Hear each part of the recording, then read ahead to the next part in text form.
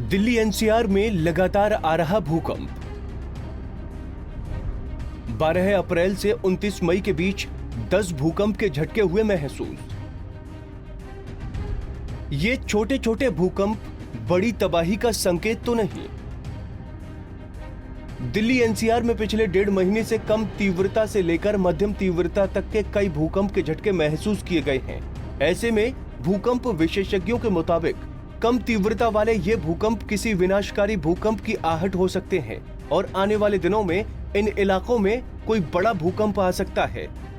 विशेषज्ञों का कहना है कि सैटेलाइट मैप को देखने से पता चलता है कि दिल्ली का जमीनी स्तर फिसल रहा है। इस स्तर के विनाश को एकॉन फोल्ट कहा जाता है। ये इस तरह है जैसे कई साइकिलों को एक दूसरे के बगल में सटाकर पार्क किया गया है और हल्के से झटके के कारण सभी साइकिल्स एक के बाद एक गिरती चली जाती हैं। दिल्ली का स्तर विन्यास भी ठीक इसी प्रकार का है, जिसमें क्वार्टजाइट या सिस्ट की सतह है। जरा सा झटका लगने पर ये सरफेस एक दूसरे के ऊपर गिर सकते हैं। यही कारण है कि 1 महीने में दिल्ली में भूकंप के इतने झटके महसूस किए गए।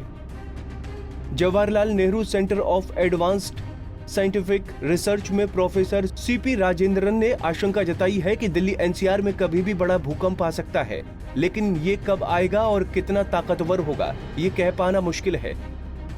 सीपी राजेंद्रन ने 2018 में एक स्टडी की थी, जिसके मुताबिक भारत के भाटपुर से लेकर नेपाल के मोहाना खोला तक जमीन के नीचे 600 किलोमीटर का एक लंबा गैप है, जिसे सिस्मिक गैप कहते हैं। ये एक सक्रिय भूकंपीय फॉल्ट है। आमतौर पर इस गैप में कोई हलचल नहीं दिखती, हालांकि इसमें छोटे छोटे झटके आते रहते हैं। लेकिन पिछले 600 और 700 सालों से ये गैप शांत है, लेकिन इस पर लगातार भूकंपीय दबाव बन रहा है और हो सकता है कि ये दबाव भूकंप के तौर पर सामने आए। अगर ऐसा हुआ तो उस भूकंप की तीव्रता 8.5 हेक्टेयर तक हो सकती है, जो दिल्ली एनसीआर क्षेत्र में भयानक तबाही मचा सकता है। हालांकि पृथ्वी विज्ञान मंत्रालय के वैज्ञानिक डॉक्टर BR बंसल ने उन अटकलों को खारिज कर दिया, जिसमें लगातार आ रहे भूकंपों को किसी बड़े भूकंप की आहट बताया जा रहा है। उनका कहना है कि नेशनल सेंटर फॉर साइज्मोलॉजी के दूसरे विशेषज्ञों से भी इस बारे में राय जानी है और यही नतीजा निकला है कि लगातार आने वाले कम मैग्नीट्यूड के भूकंप से डरने की जरूरत नहीं है। वैसे अगर भूकंपीय क्षेत्रों की बात करें तो भारत को जोन 2, जोन 3, जोन 4 और जोन 5 में बांटा गया है और दिल्ली जोन 4 में आता है, जो कि संवेदनशील है। ऐसे में यहाँ भूकंप की उच्च संभावना है। दिल्ली एनसीआर के इलाके में करोड़ों लोग बसते हैं, बावजूद इसके अधिकांश बिल्डर BIS के मानकों के मुताबिक बिल्डिंग नहीं बनाते हैं।